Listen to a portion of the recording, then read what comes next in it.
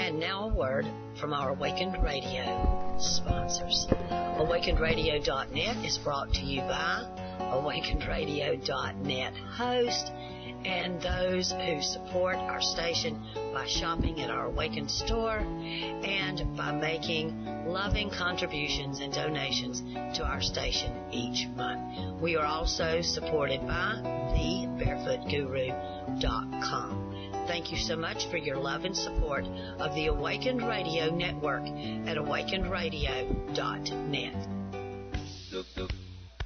Do you have a message, a passion, something that you really do want to share with the world?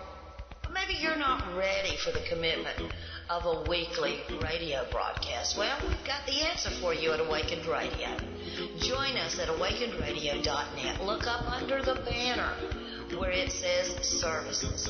When you get to that page, check out our empowerment messages section. This is where you can be interviewed by Donna Devane for 30 minutes or 60 minutes for a contribution to the station. It's a win-win for both.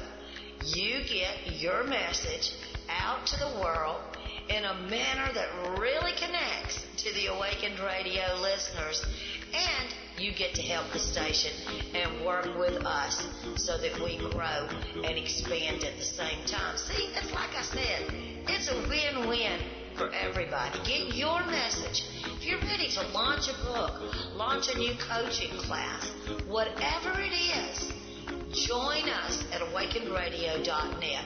Let's work together for the thrival of all of us. Peace. And now, back to the show.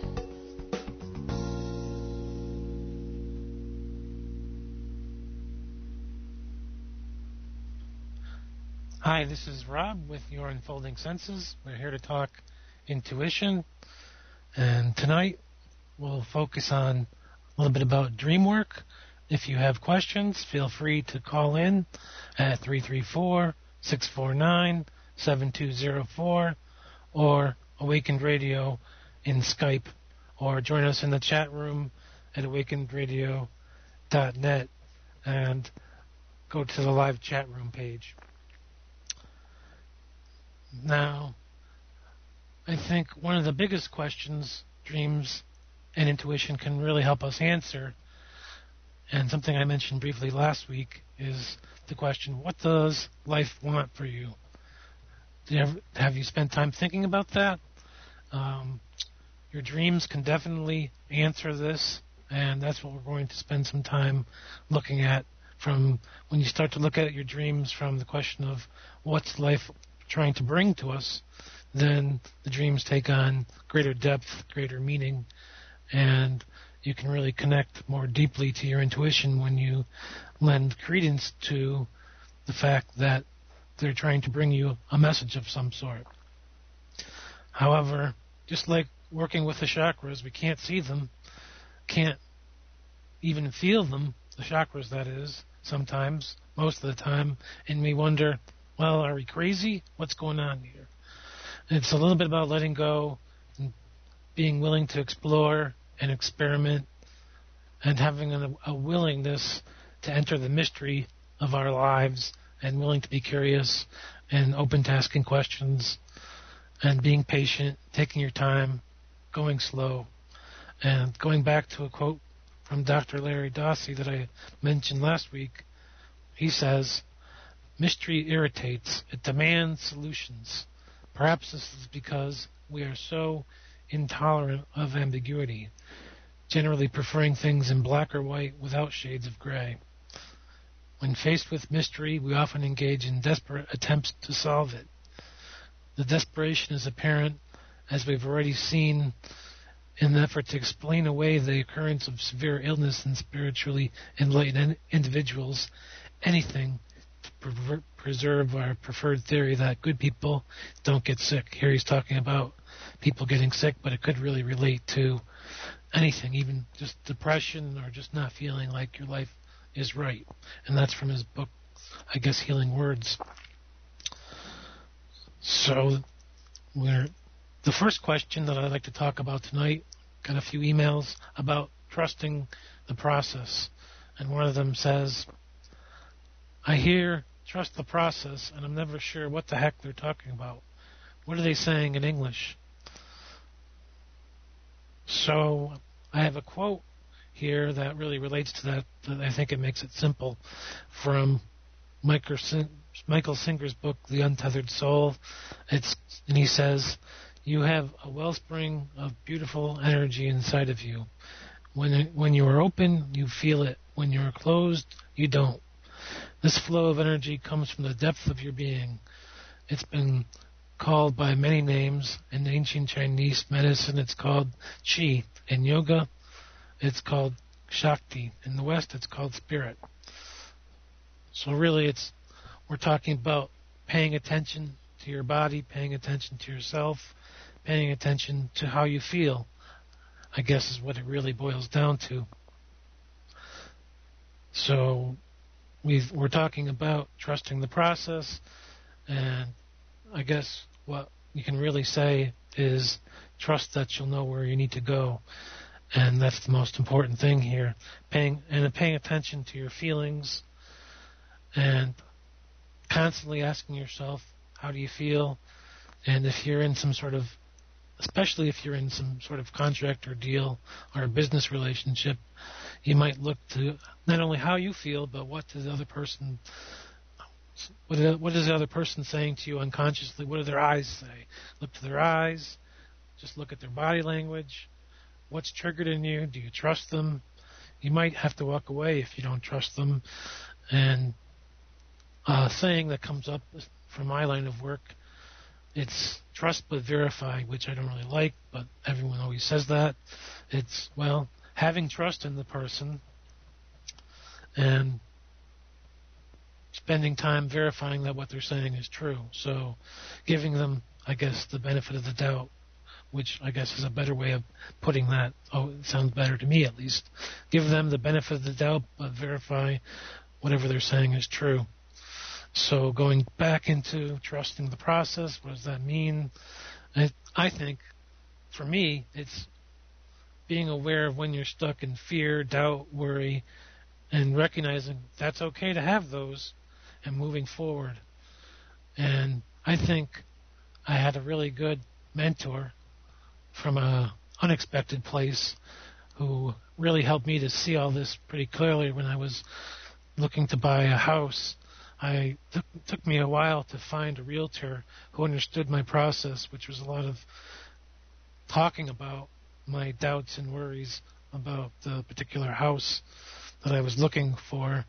And the realtor that I ended up with really noticed what I was doing, and it wasn't that I was dismissing something immediately by talking about the downsides. It was that I was trying to get a feel for the place, the situation, and understand it on a deeper level. And she really understood that and really helped me to come to an understanding of that within myself when she talked about it. Even though she didn't really grasp what she was saying, still, it helped me to see my method of processing the inputs. So I guess what I'm really talking about here is A, trusting the process, and really trusting but verifying. Where I've found my method, so it's really paying attention to all your senses. You might not have to verbalize it like I sometimes do, but maybe just connect with the feelings and see how that helps you to relate to the overall situation. So I hope this helps. I guess what I'm really trying to say is don't be afraid to ask questions to yourself or to others, and don't be afraid to explore how you're feeling, whatever that means. The situation, the overall situation, the internal, external, pay attention to all of it.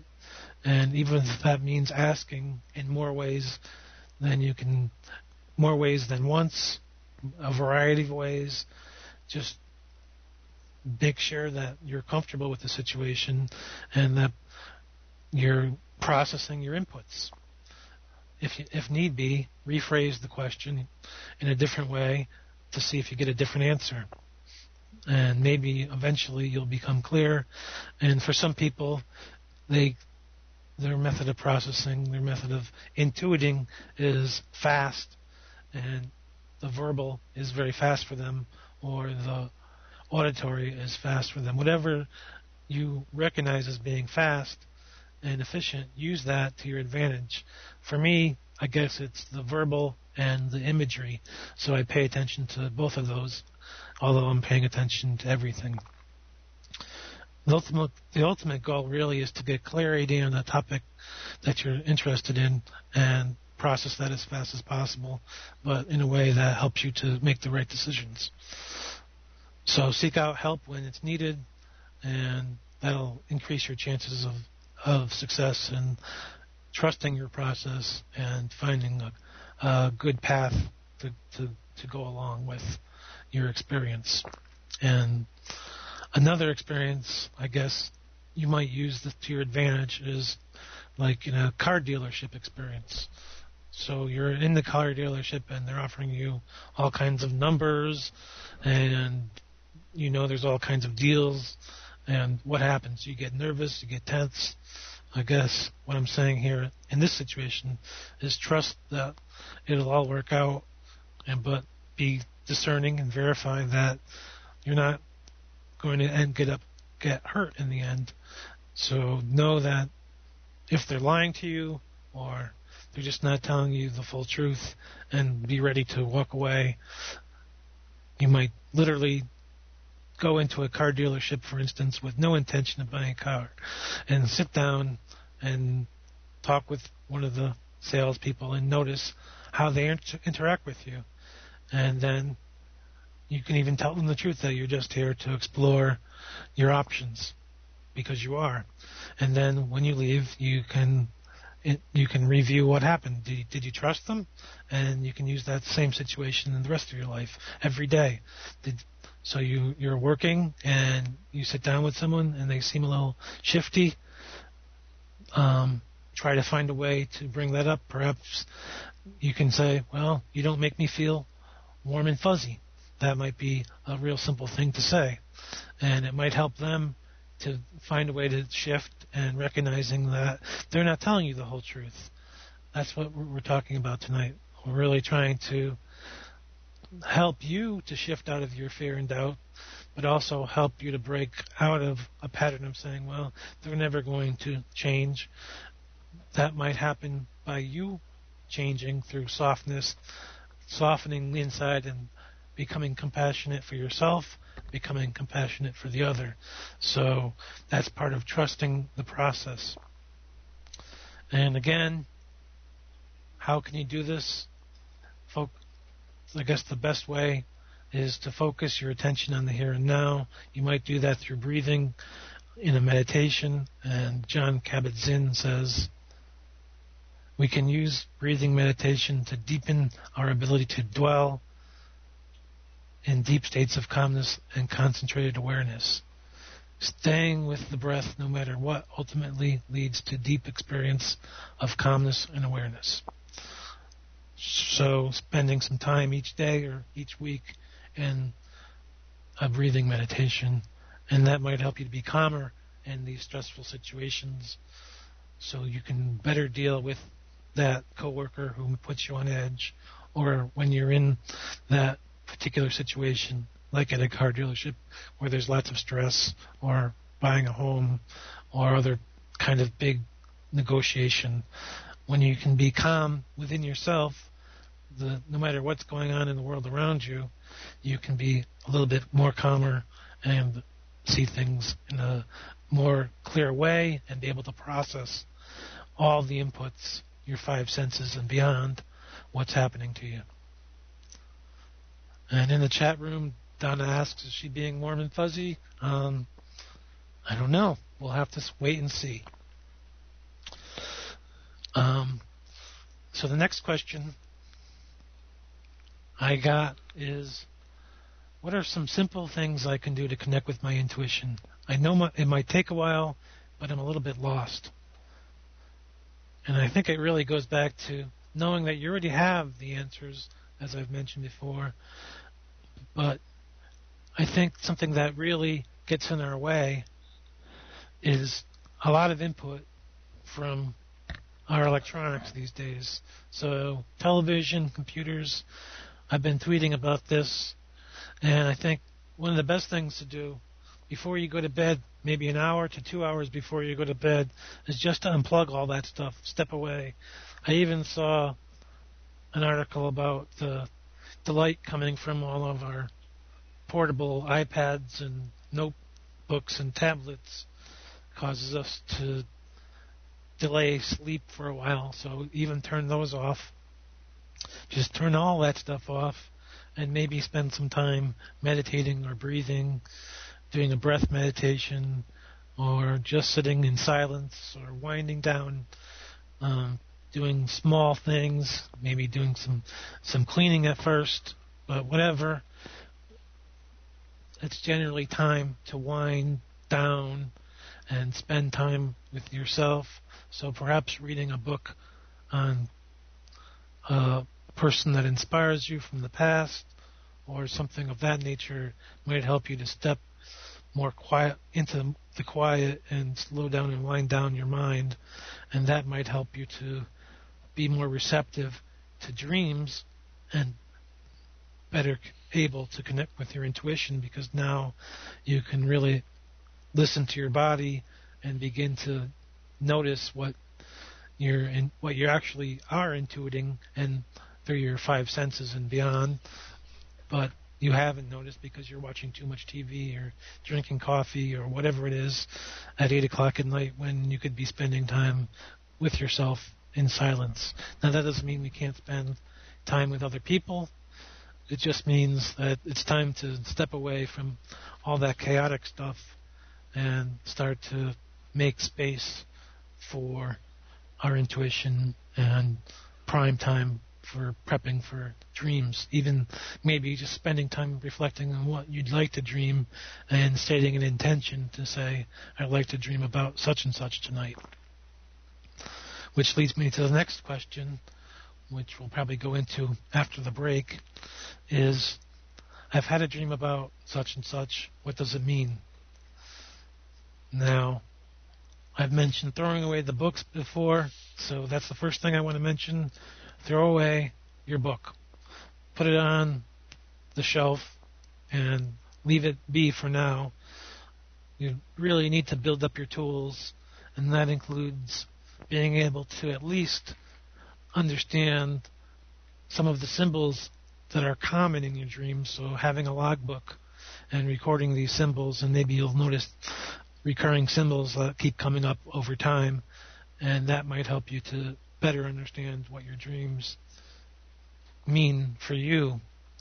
But again, it takes time, and it's not something you can just crack open like an egg.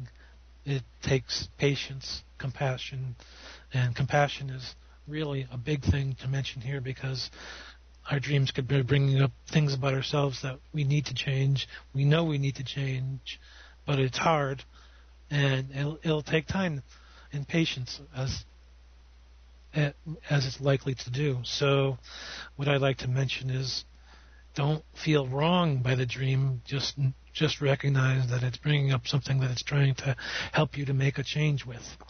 And it's beyond, so that's part of the healing path of the dreams, which we'll get into later. But they also offer opportunity for personal insight, creativity, adventure, and fun, and all kinds of things. So after the break, we'll cover that. And I guess that's it for now. Again, call in 334-649-7204 or Awakened Radio on Skype, or join us on the chat room at awakenedradio.net.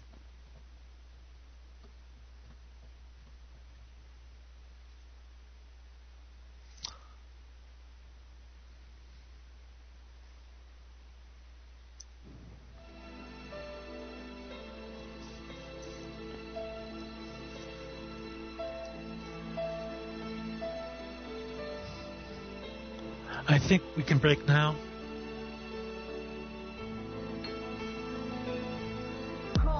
Look over there. I have a 25% discount. Square. Click it with your mouth and you won't make it angry.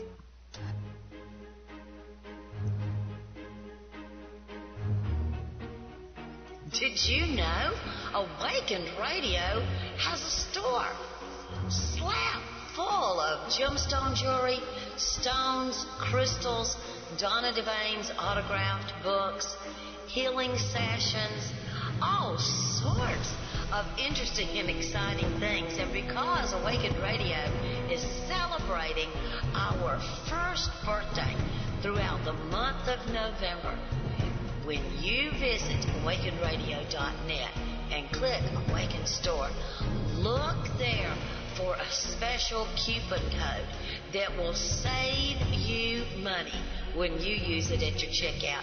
It's our way of saying super duper thank you and celebrate the Awakened Radio first birthday with us. Hey, do me a favor.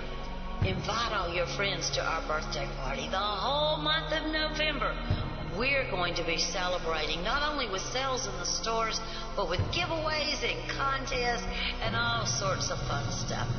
Join us, awakenedradio.net. We're going to have fun on this playground.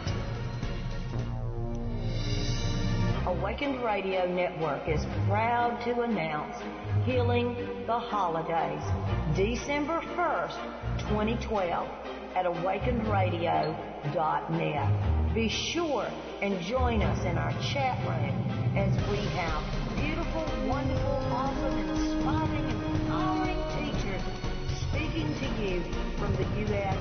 and Canada. Heal the Holidays with us. awakenedradio.net, the station that really has a heart. And now, back to the show.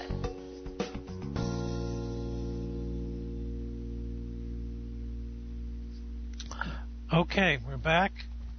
You can dial in at 334-649-7204 or Skype in with Awakened Radio as your person you're connecting to in Skype, or join us at awakenedradio.net/livechatroom.php, or just connect to awakenedradio.net and connect on the live chat room tab. Now, we were talking about intuition and dreams before we left, and what a quote that I wanted to mention was Sigmund Freud says, dreams are often most profound when they seem the most crazy. So you have a supercomputer up in there, I like to say. So why this dream? It could have been about anything. It could have been about you eating biscuits, but instead it was about something else. Maybe you missed an appointment, or you're being lost at school and you haven't studied for the test, or whatever. So have you ever stopped to think about why this is? Why this dream now? And that's a really good indicator to look at when you're thinking about dreams, is why this dream now, and to look at the time issue in the dream. You might want to ask, how old am I in this dream? Am I me? Am I my younger self? Am I an older self? Am I my age right now? I guess I've always felt like I was my age right now when I've had dreams. Another question you might want to ask is, when is this dream taking place? So you might feel that you're your age now, but it might be when you were growing up. You might be exploring a childhood home, or it might be the future, or it might be sometime and somewhere else. So the next question is, where is it? Is it in your childhood home, or is it somewhere that seems sort of like your childhood home, but it's almost as if it's a different universe because the windows are all different, or whatever? What time of day is it? What time of year is it? And then, how do I feel about the events in this dream? So those are some really good starting questions. And from there, you might start to learn a lot about yourself just by looking at the whole time issue. If it's a younger you, it might be about a tender issue that the dream is trying to present itself, something that needs to be changed or healed or whatever. And that's where the compassion comes in. And Carl Jung says the dream is a little hidden door into the innermost and most secret recesses of the soul. So after you've had a dream, you might notice that the dream touches you in some particular way, and you're feeling an urge to try to understand it, but you just don't know how. Or you left the dream feeling bad, but for some reason, although you've been touched by the dream, it just seems fuzzy because you haven't been recording them. So how do you begin? Maybe you don't identify with what was in the dream at all. A good exercise that you might try is to connect with anything at all that you remember from the dream, no matter how small or fleeting it might be. So it might be a feeling, and you woke up feeling just not right. Or maybe particular colors or imagery stood out, and that's what you remember. Whatever it is, whether it's a feeling or it's a color that you remember or a person or whatever that, however it's, but the main thing that it's vague, hold it in your mind, whatever you do remember, whether they're memories or feelings or events that have the potential to be triggered, maybe that's what is most prominent. Whatever it is, just hold that in your mind, and you might start to write down what you recall or what's been triggered by the dream. So maybe the dream triggered a memory. Start to write that down. Draw it out. Maybe you don't like writing, so you might draw it or paint it or sketch it. For some people, none of that will work, and maybe they'll need to sing or move. So you might try yoga or Tai Chi or dance, whatever it is. Try to reenact or find a way to commemorize the dream.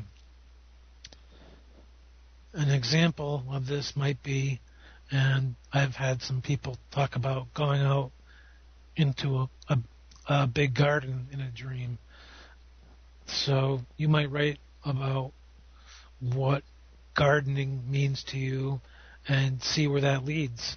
So paying attention to how you feel as you're writing it down or talking about it, and writing that down too. It's just record everything. So remembering how the dream felt and then how you feel as you're recording your memories of the dream, and see where that leads.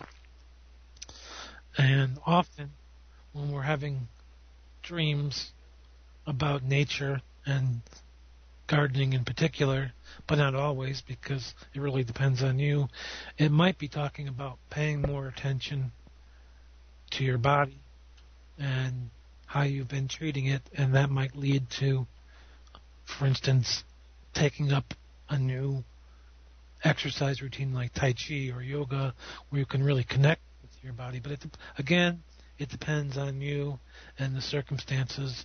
But if you start the dream and you're in a beautiful home, and then you walk out into the garden, for instance, that might relate to seeing yourself in this new way.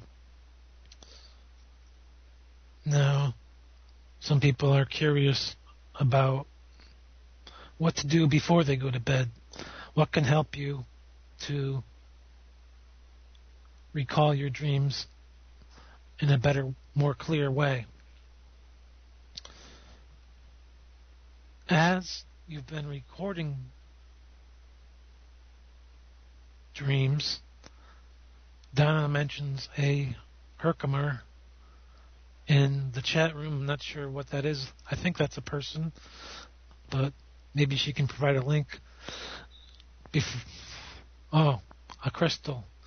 I guess you might use crystals for remembering your dreams, and I guess that's a good recommendation if you're familiar with crystals, and that might be a good way to help if you feel comfortable using crystals.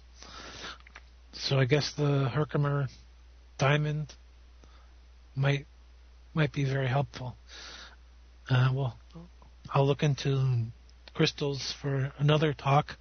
For now, you might want to, over time, as you've been recording your dreams, you might want to reread the previous night's dreams, and that allows you to begin to connect with your dream memory, and it really lets you interpret your dreams in a new way because you've gone through a whole another day of events, and maybe those previous dreams are starting to talk about what's been happening to you, and that might happen more over a period of months rather than just a few days. But as you develop a practice like this, it'll give you time to review your dreams and to see if you notice any patterns, but also to see how well your interpretation is working and whether or not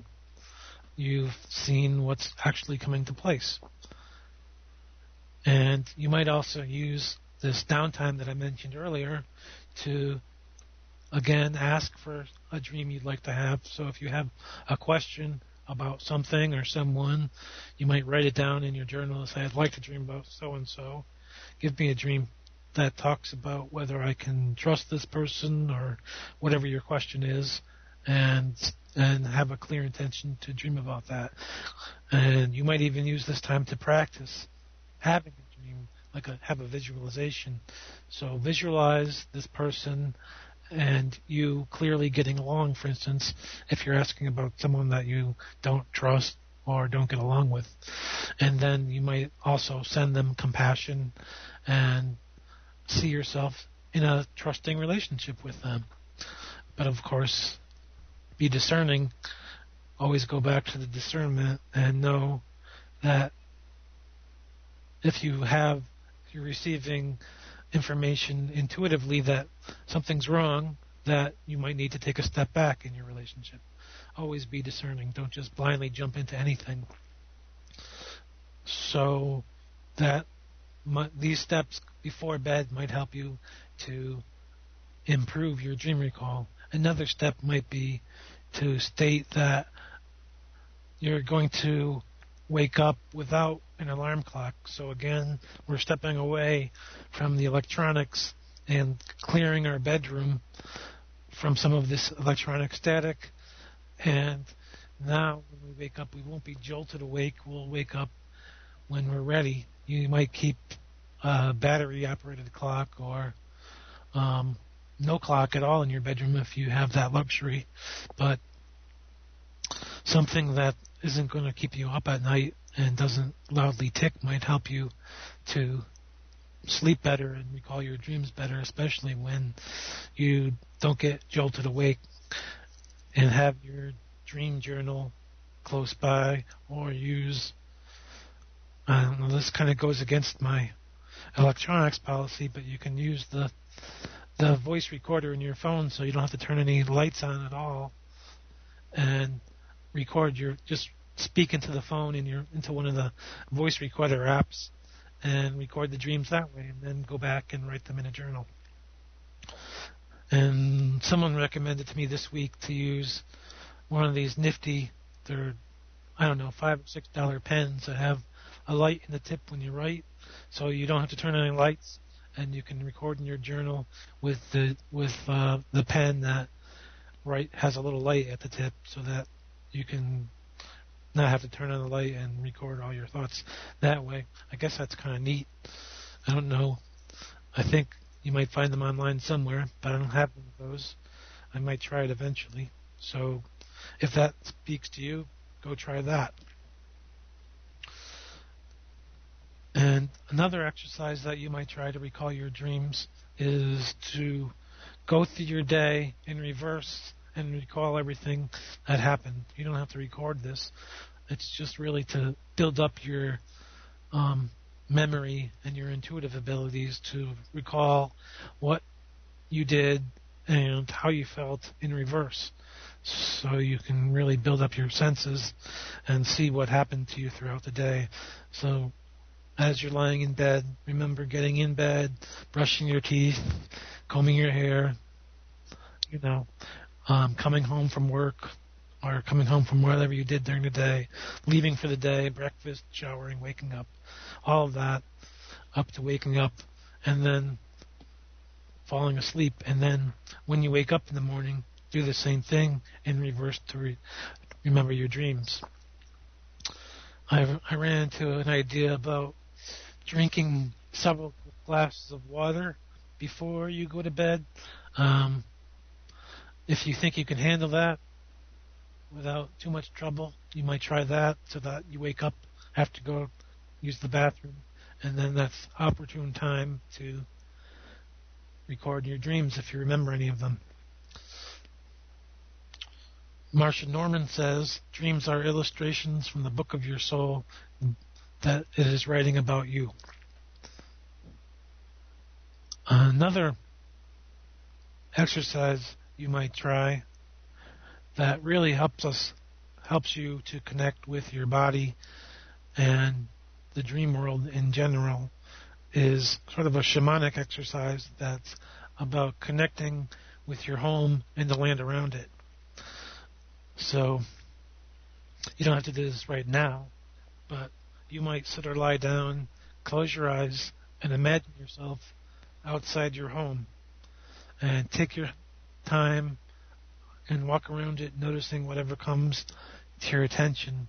Notice everything through all of your senses, the trees, the plants, the birds, other animals, how all that stuff smells and sounds.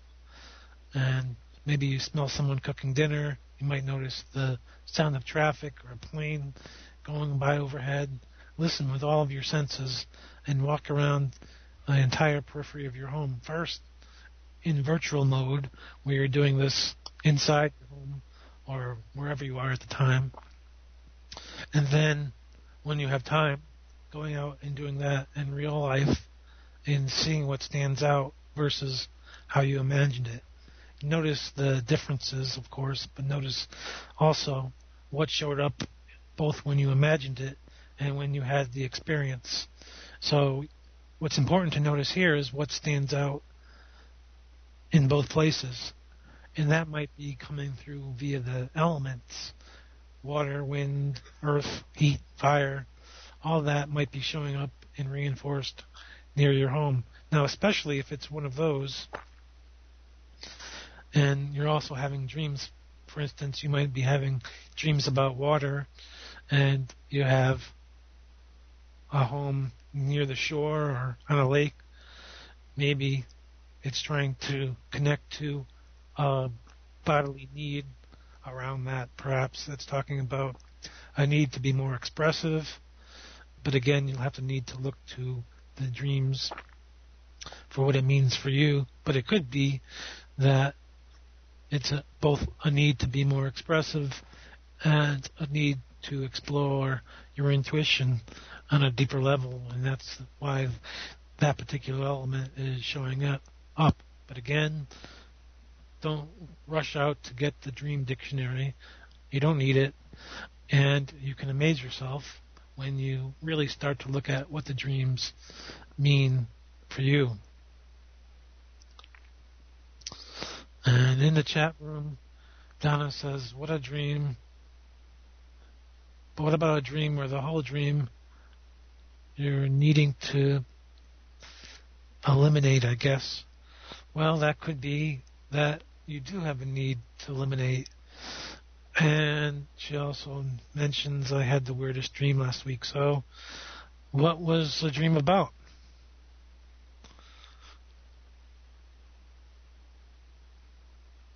Well, I guess she'll pop in if she wants to talk about it. Do you want to talk about it? You could come on the air and talk about it. Hey, Rob, it's me. Now, the weird dream I had, and I've never had a bathroom dream. That's what I called it. But in the dream, excuse me, I was in like the world's biggest mall. I mean, it was like the Universal Mall. One business after another business. It was endless. And everywhere I would go, I needed to go to the bathroom. And I went to the bathroom, tinkling, urinating, in some of the oddest bathrooms. And then finally, it felt like forever in the dream, I would walk a little while and I'd have to tinkle again. I'd walk some more and I'd have to tinkle again. And finally, just as I saw the way out of the mall, my daughter popped up and I said, come on, let's go. There's the way out. And she said, but Mom, I wanted a 360. And I said, no, I've got to go to the bathroom. And I woke up and that dream felt like it took all night. I mean, it was the longest, weirdest dream. But when I woke up, I actually did have to tinkle. But I don't know if I was dreaming because I had to tinkle, trying to wake me up. I don't know. But I have never, in my whole almost 57 years of life, ever had a dream where I had to go potty. Never. Never. So this is a unique one. Yeah. So going potty, as you call it, could be about letting go. But you'd have to look at the dream from all aspects of it are you. Yeah. So your daughter is you. All these businesses are you.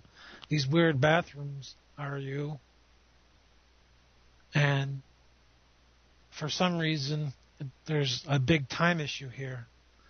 So how does the dream actually start? It started with me needing to go to the bathroom in the dream, in the mall. And that was the first thing. I was asking the store people, where's your restroom? And I even got to one store, and it was like way downstairs. And it was a dirty store, nasty store. And the people in there were dirty and nasty, too. They were the only dirty, nasty people in the whole dream. And they said, we don't have a bathroom. And I said, you have to have a bathroom. It's a public place, and you're required by law to have a bathroom. And they finally told me where to go, and the only bathroom they had, it was filthy. It was a filthy, filthy, filthy bathroom. And there was a urinal, a filthy urinal on the wall, and then like a drain in the middle of the floor. And this is colorful, people. I'll just tell you, it's colorful for Donna to be telling you this. But I actually TT'd standing up, straddling that drain because the urinal was so filthy. I didn't know how to use a urinal anyway. I mean, I'm a girl. But the whole dream was like that. I was not angry. I wasn't pressured, other than the pressure to TT. That was the dream, the pressure that, and I bet you I tinkled 20 times in that dream. Let's go back to the opening scene, because that's often a way for it to give us what this dream is really about. So just like the first scene is the question, what happens when the dream starts? The very beginning of the dream, I walk into a very well-lit, beautiful store and immediately realize I need to tinkle. That's the very beginning. Yep. So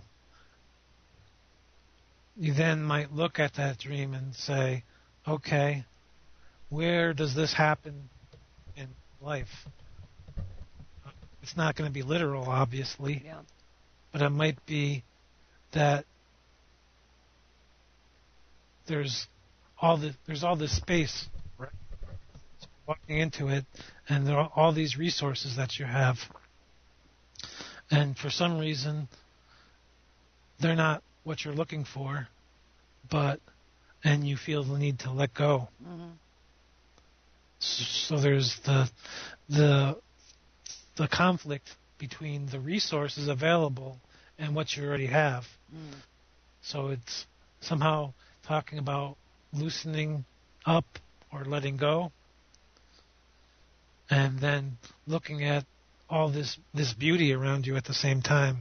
So there's the conflict between the upstairs and then the downstairs where all these mean people are. Yeah.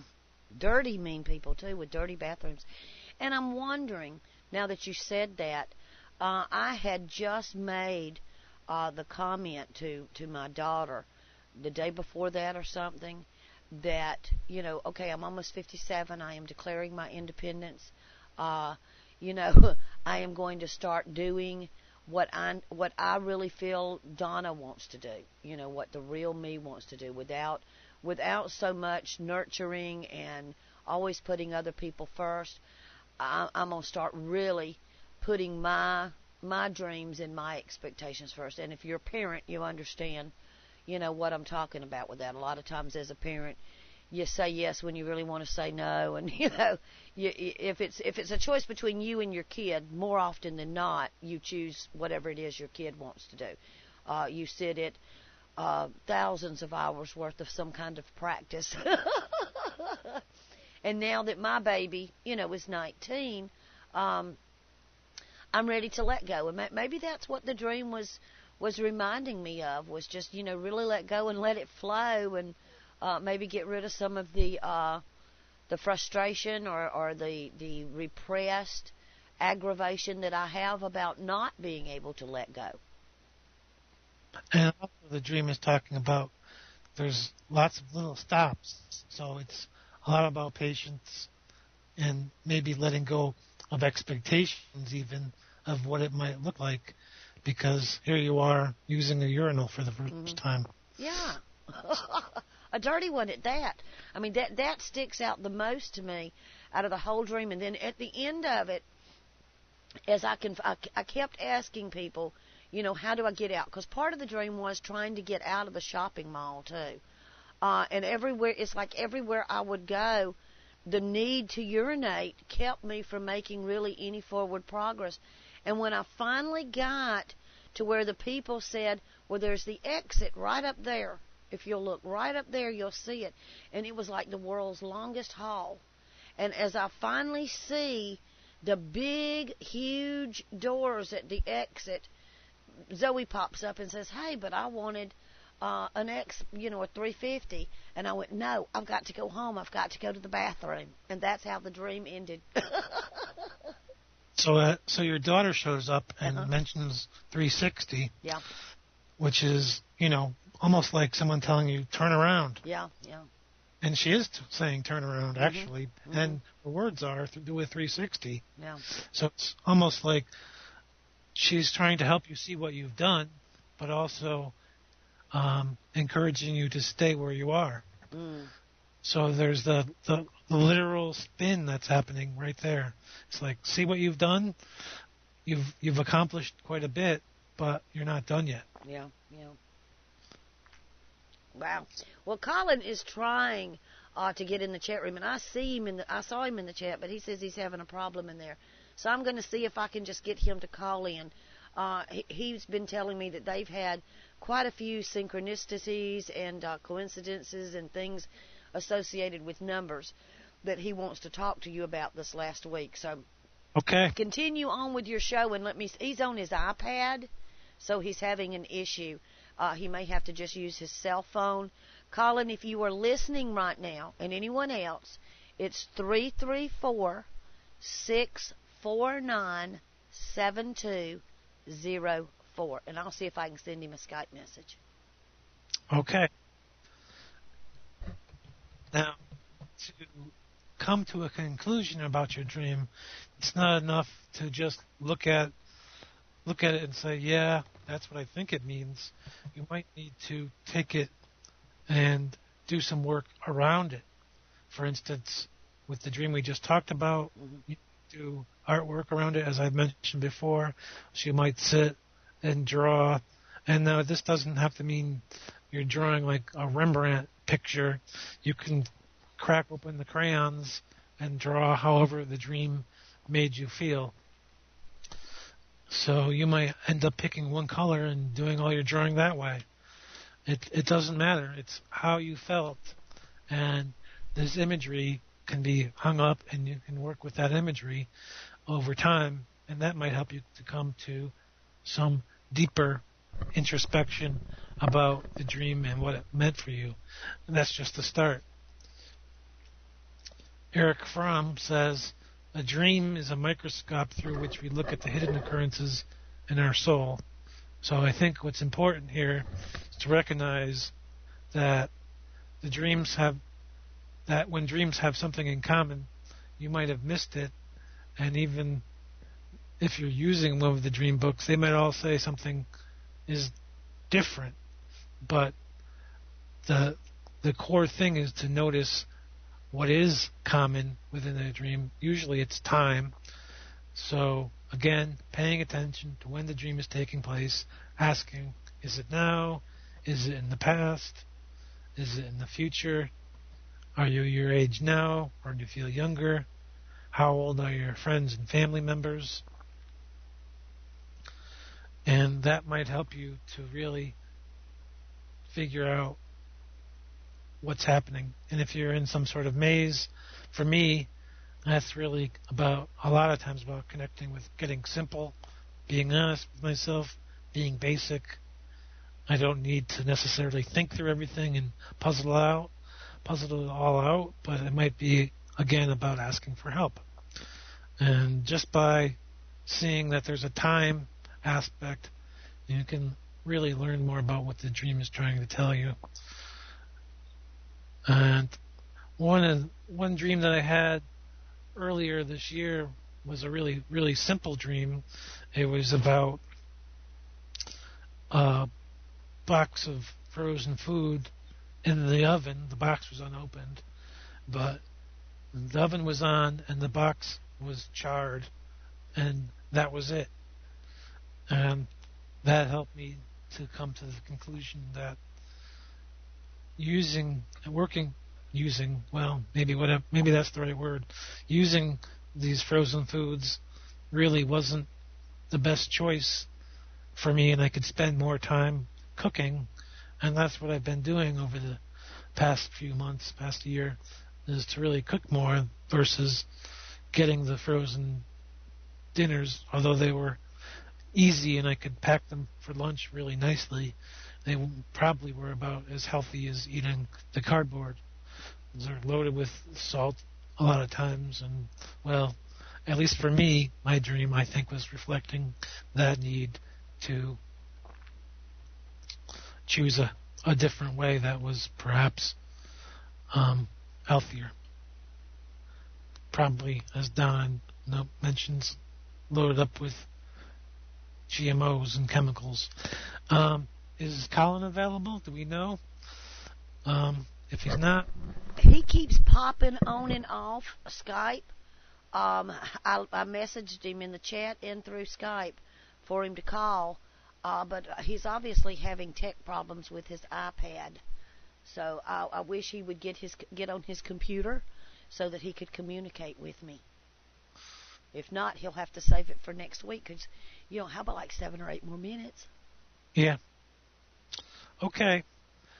And going more deeper into the time aspect, we can look to astrology or numerology to really help us with any kind of hidden meaning around our dreams, because, for instance, we have often, our Saturn return in astrology happens around age 30, and the Chiron return around age 50, and you can look into astrology more yourself to really discover what these events really mean for you, but they can be really important midlife or early life changes. And you could also look to numerology at the universal year theme or personal year theme, and 2013 will be a 6 year, which really is about compassion and kind of relates a lot to family and relationship and home life. And you can look to your personal year to see if its theme and your personal year theme are in conflict, or are they in harmony, and to see how you might, I like to say, feather your nest at home to make it more inviting for yourself, but also for family and friends, so that they feel welcome there and you feel welcome there. And that's what the overall theme numerologically for 2013 will provide us, while 2012 really was about opening to your intuition that we're talking about right now. So you have last month of 2012 and really beyond to really connect to your intuition, but that's a lot about what the theme and the energy of the year provided. So the dream might be trying to tell you something about the way you're navigating certain opportunities and challenges that are currently being presented to you. So dreams for 2012 might be about how you might be opening to your intuition, and 2013 might be how you can connect better to your family. Now, questions you might want to ask about a particular time period, such as 2013, might be, how am I using my time and energy during this year? So if you're not focusing on relationships and instead working on something else, you might be asking, how can I efficiently use my time and energy more effectively to be in relationship with my important people? And what is your level of emotional expression? So if you're not connecting with your important people emotionally, how will they know that you're interested?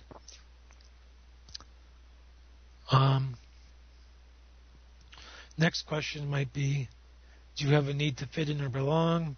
Do you have a need for connection? And are you aware of the phrases and words that you're using? And what is your sense of self-worth? And we can talk about this more next week. But for now, know that the dreams have an important message for you. And I'll look to working with Colin next week. Or you can email me at contactrob@simplynumbers.com.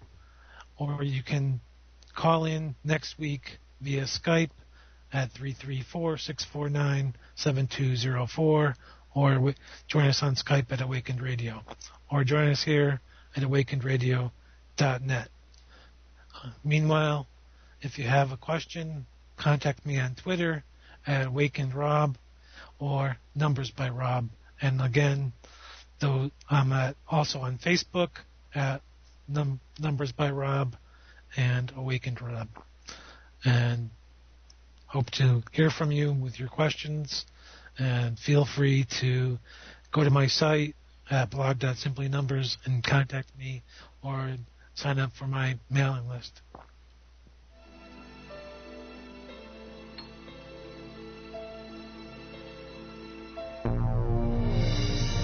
Awakened Radio Network is proud to announce Healing the Holidays, December 1st, 2012, at awakenedradio.net. Be sure and join us in our chat room as we have beautiful, wonderful, awesome, inspiring, and empowering teachers speaking to you from the U.S. and Canada. Heal the Holidays with us. AwakenedRadio.net, the station that